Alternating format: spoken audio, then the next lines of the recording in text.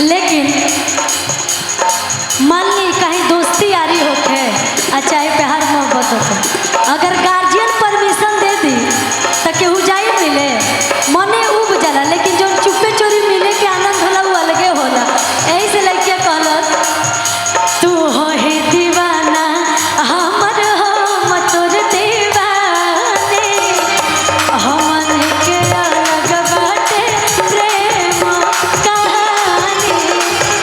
तू हो ही दीवाना हमर हम तोर दीवाने, हमन के अलग बाटे प्रेम। अच्छा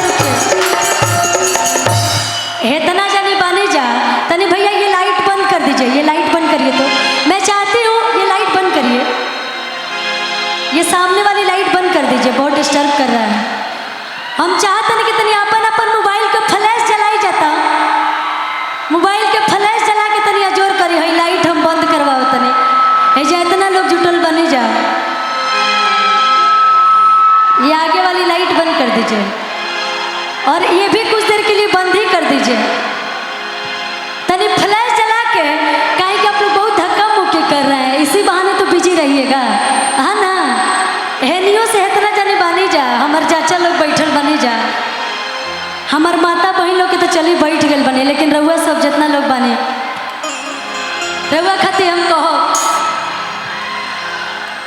किनका रहते बोल रे पगली, आ कवना बात के चिंता बा।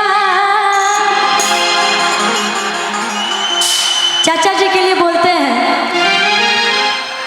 किनका रहते बोल रे पगला, आ कवना बात के चिंता बा। आ तोरा के हाथ लगा दी जबले बघा,